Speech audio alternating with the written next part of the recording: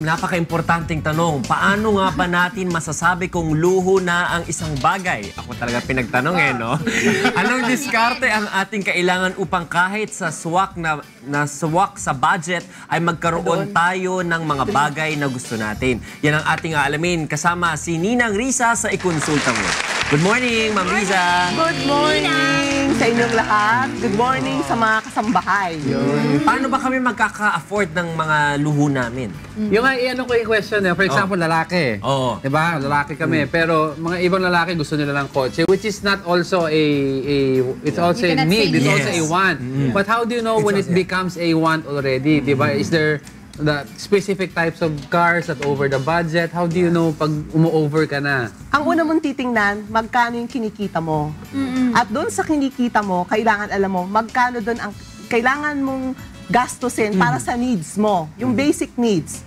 After nung basic needs, may savings ka ba? Okay. After nung savings mo, doon ka magplano kung may sosobra pa na bumili ng kotse. At yung kotseng bibilhin mo ay yung swak doon sa extra mo o doon sa budget mo or mag-ipon ka muna. Yung iba kasi inuuna yung luho muna, saka na yung savings, di ba? Luho at saka needs muna. Oo, kasi talagang Mali yun. mali yun. Ang unang-una needs, pangalawa savings, at pangatlo yung luho. Hindi naman natin binabawalan ang mga tao kahit anong antas. In fact, ini-encourage natin na kahit anong antas ng kabuhayan, kahit mahirap, kailangan nating magbigay ng konting luho sa katawan. Kailangan din nating mag-enjoy, paminsan-minsan. Ano bang ibig sabihin ng luho? Kasi kunwari nga sabi ni Diego, sa ibang income class, luho na yung mga Porsche. Yung iba naman sa income class na yan, luho na yung bumili ng isang maliit na earring, di ba? Ganyan. Ang luho Or kasi, bags. depende talaga yan kung ano yung kakayahan mong kumita. Kasi basta hindi mo kaya, tapos pinagpilitan mo, luho yan. Okay. Pero kung may kakayahan ka, kung ang kita mo malaki, malaki rin yung pwede mong gastusin para dun sa mga luho. So yung pagkain kunwari sa isang restaurant ng every meal, no, na worth 500 kagad ang magagastos mo, it can be a luho in itself. O yung pagbili ng mga specialty coffee, yan, na everyday. Oo, yung pagbili ng kape, talagang luho yan. Lalo na kung bibili tayo, 150 pesos or 200 isang kape sa araw-araw. So talagang, kung yan ay titipirin natin, imagine mo makatipid ka ng 150 a day. Magkano yan in a month? Magkano yan in a year? Pwede nang panghulog sa bahay. For example po, may ibang tao kasi may mga maliliit na vices, di ba? And then, Sigarilyo, yung alak. for example, ako, kunyari isang tao, wala akong bisyos, zero vices talaga.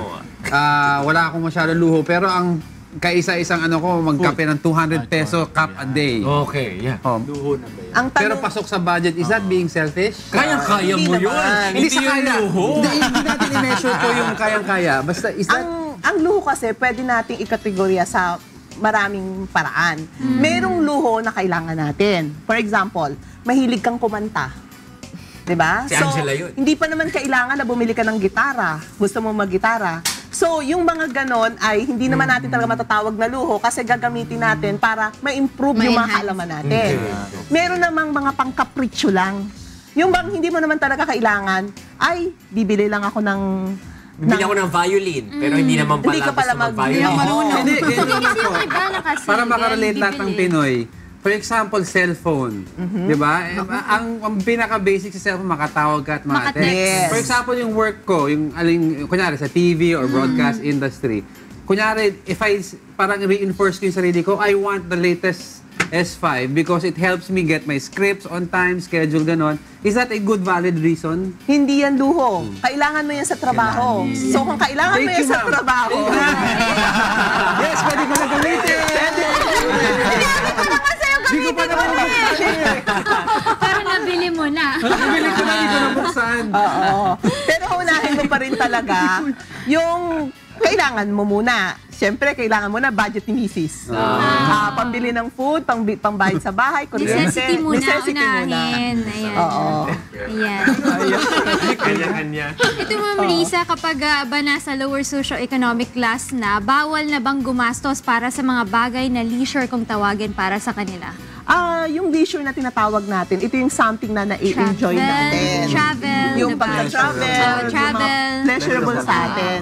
Ang gagawin lang natin dyan, kung gusto natin na gumastos para sa pag-i-enjoy, mag-ipon muna tayo. At ang gagamitin natin, sabi ko nga kanina, Iba pa yan doon sa savings mo talaga, no? pagkatapos mo mag-ipon, Okay. pwede ka na mag-enjoy. Kung ano yung sobra. Kung ano yung sobra, enjoy mo. So, kung yung parang DAP mo. It's all about how much you make as opposed to how much you're going to And spend. saving siguro to kung ano man bibilin mo na material thing or Gawa ka sa travel, diba? lemon Isa-save mo doon. Para at least hindi ka magagahol sa ano. At saka maganda pera. yan yung kung meron tayong mga gusto, ang tawag dyan mga aspiration natin, parang mga pangarap natin, kahit ano pang klaseng pangarap yan. Kasi pag meron tayong aspirations, nagkakaroon tayo ng inspirasyon para kumita tayo. Para magsumikap tayo. Ang maganda dyan, dagdagan May natin goals yung... ka. May Para goals may ka. goals ka. Dagdagan mo yung kita mo para yung mga pangangailangan mo, may masosobra Mapunan ka mo. para mapunta doon sa luho mo. Okay. Or hindi na natin tatawaging luho yon kasi something na yung talagang kailangan din ng sarili mo para ma-improve mo ang sarili mo. For example, yung traveling, you learn a lot from traveling. True. So, kailangan din sa ating mga Pilipino, ang napansin ko kasi hindi tayo masyadong nagta-travel. Unlike sa ibang bansa, talagang pinag-iipunan nila yan, isinasama nila sa budget nila. So, nakakapunta sila sa mga museums or kahit sa mga nearby provinces. Samantalang dito sa Pilipinas, di ba, merong mga tao na kung nandun ka sa isang probinsya, nandun ka lang forever hanggang... Alam mo kung Oo, anong dun ka problema lang kasi, Ma'am paulit-ulit. Risa? Ang daming malls. Oo. Doon sila Diba? So, tatambay. minsan nauuna kang bumili na lang muna ng damit kesa isave yun for travel. May iba nga bibili ng mamahaling bag, tapos pagdating sa bahay, umaga, tanghali, gabi, itlog ulam. Oo nga. Mahaling bag, mahaling Or shoes. Yung bag na yun, masisira lang yun sa biyahe. Or utang. Budget, yun ang mga hindi nag-budget. Pag ganun kasi ang nagiging problema natin, if we spend more than what we have, may problema na Live tayo dyan within sa your- sarili nating self-worth. Pwedeng mababa yung self-esteem natin. Kaya, Gusto mo ginagawa na natin show off mag-show off, magpa-impress sa mga tao. Teka lang po, may tanong kasi tayo dito from Roger De Los Reyes. Isa po akong sales agent at may girlfriend daw siya na magpa-first anniversary na sila in less than 3 weeks. So balak sana niyang dalhin sa mamahaling restaurant pero ang budget daw niya ay 3,000. May gift pa yun. Di wag siya kumain, lahat sa babae. Pakainin niya yung girl. Pwede yun. Pwede kaya yun. Ano po masasabi niyo, ma'am? Iba-iba ang definition natin sa mamahalin. Depende Siya yung iba. sales agent, 3,000, mababa na sa kanya. Oo, yung 3,000 na yan, pwede na yan, hindi dun sa mga fine dining, hindi dun sa mga hotel. Pwede tayo siguro sa mga parang medium yung mga Cafe Isabel. Hindi ako nagpo-promote, kuya. Pero kailangan i-categorize natin yung mga restaurant. Oo, kuya. Isabel pa. Meron pa kuya. Talaga? So, I know, I've been there, but I didn't know that it's still open. May culinary academy na dun sa baba. Hindi na si anak na yung nagpapatakbo. So, Eh si Doc Joseph nga, 5,000 ang underwear nito. paano mo nakita, kuya? Oo, nakita ko yung tag, hindi talaga. Kuya, ganyan po maraming racket. negosyo. Lakas ng pulburon. Pag maraming show sa ibang stasyon. Yung pulburon ba, yung pagkain ba ng pulburon, di ba luho yan? Hindi. Pwede na. Di ba if it is something that you really don't need or kasi kinakailangan hanapin mo pa rin yung lagi ano ba yung kailangan mo, ano ba yung at ano ba yung means mo, di ba? Pero kuya, sabi niyo need, di ba? Ano yung degree ng need? Kasi tulad ng mga lalaki, gagamitin mo excuse ang need Ginagamit ko lagi kay Angel. Kailangan natin ng bagong kotse, hindi ko kaya sa coding. No, it depends on ano yung ano mo talaga, status mo. Ano ba, kagaya nga, sinasabi mo, may ginagawa kang di ba? May ginagawa kang kailangan mo ito doon sa ginagawa mo. But of course, we tend to overspec every time Parang, and we tend to justify, di ba? May guidepost ba kuya sa Biblia yung ganyan? Kung ano yung need mo, sa di ba? Oo, kasi lahat nung, isa yung, may guide lahat yan Lahat ng bagay na, may guide yan sa sinasabi ng Bible. But ang basic pa rin kasi dyan is, titignan mo talaga yung mga, ano ba yung aking concern? Ano ba yung aking, ako pag gumagawa ba ako nito? Una, ang hindi nagkakandili ng sariling kanya, lalo na ng sarili niyang sambahayan, mas masama yun kaysa sa hindi sumasampalataya dun sa walang faith. mas ano pa yun, mas worse pa yun. Ang point ngayon doon is, una, yun bang ginagawa mo na paggastos, nakaka-apekto na sa baka mamaya yung anak mo, ang Hindi na kinakain, nakakapag-aral, oh. ang kinakain ng anak mo, tuyo. Ang pagkain ng aso mo, steak. Yeah. Diba? So, hindi, dapat tinitingnan mo yun eh. How do you balance everything? Diba? Dahil, kasi minsan, ano yan eh, it's a matter of, ba't mo ginagawa ang isang bagay? Ano ang purpose mo? Diba? Minsan meron kasing bagay na maaari i-consider mo nandoon na siya sa level ng lagpas na siya sa what is necessary. Pero there is a greater purpose of doing that. So parang, bakit ba ako nagregalo ng ganito kay Baka may Diego? long-term 'Di ba? Parang goal. halimbawa yung mga tinatawag nila quid pro quo, 'di ba? Bakit nagregalo to? Ang laki naman yan, yung asawa mo nga di mo binibilan ng ganyan.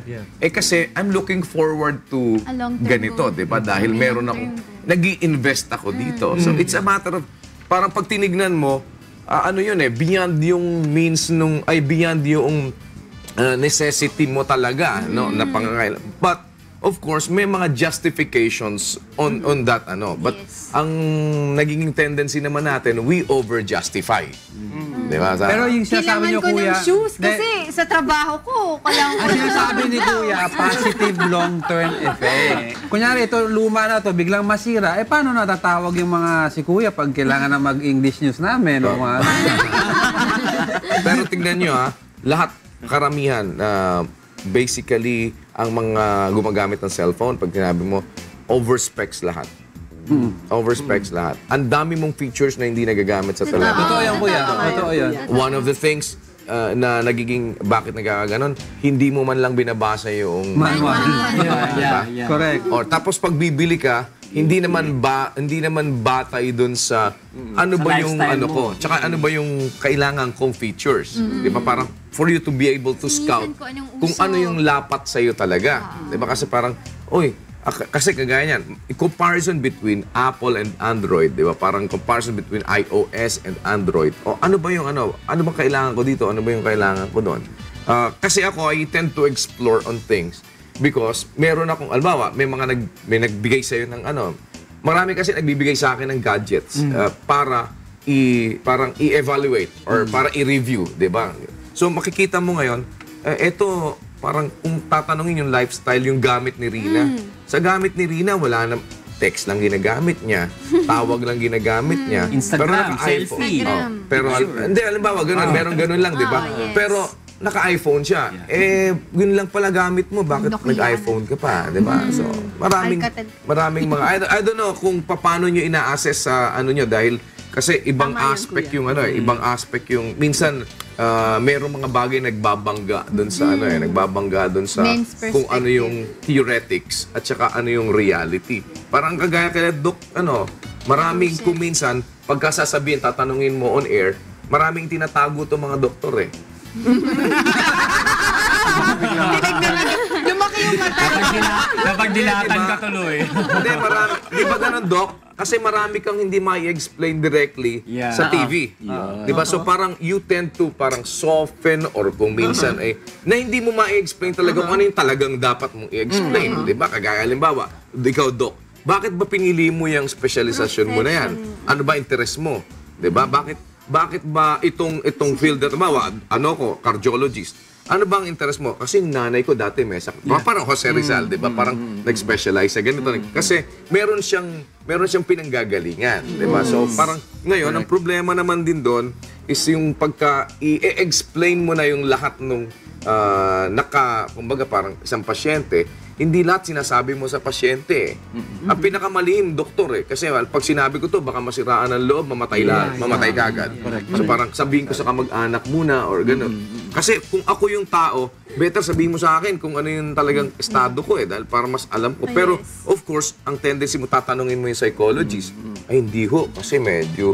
Pero kung ikaw, dapat alam nito, di ba? So may nagko-kontra kung minsan. Kasi kuya, lalo na when you talk about the degree yung disease, like cancer, hindi mo pwedeng explain agad sa pasyente, may cancer ka. Yeah. Hindi. It will go into a Disappoint quick siya. depression. Yes. So, kailangan unti-unti mo i-explain sa kanya kasi gano'n ang mga resulta ng mga evaluation mo. Minsan, di pa maa-accept yung kuya So, kailangan andun nakapaligid yung immediate family niya bago. Do you want me to explain?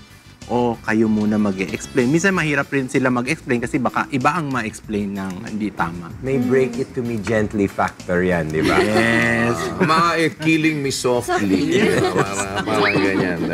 But just the same, dun sa, in relation doon sa sinasabi yung what is necessary, what is, di ba? So, it depends on papaano mo din tinitignan no? Papaano, at saka ano yung pangangailangan talaga. If you go deeper, kasi minsan may pangangailangan pala doon, which other people may not understand, di ba? And which kung minsan tignan ng ibang tao, ay parang ano yan, parang that's beyond necessary. Kasi halimbawa, tama yung sinasabi ni Diego, yung pangangailangan ni Diego sa isang cellphone is different sa pangangailangan ng isang halimbawa isang traffic aid, 'di ba? Or isang taxi driver or isang it really depends. It really depends and it varies, 'di ba? It varies kung ano Person to person, case to case. tinitingnan mo. Merong may basis 'yon. Parang habang tumataas yung position mo sa kumpanya, tumataas din yung pangangailangan mo. But at the same time, tumataas din naman kasi sweldo mo noon. Yes. Diba? So parang yung living beyond your means, parang but just the same, kung marami kang utang, iba pa rin yun, di ba? Ipa-priority mo muna yung utang mo. At saka paano mo din sa binabalanse sa paglalagay mo ng priorities in life, di ba? Parang ano ba priority ko?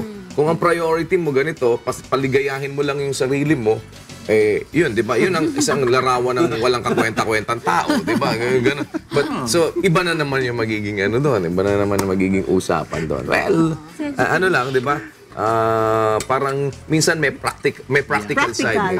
May practical side. Last na, Ma'am Riza, Kuya, gusto ko lang tanungin, no? Kasi di ba dito tayo sa UNTV, nagbibigay tayo ng mga libreng public services. Kung maaari ikaw rin sa tao, no?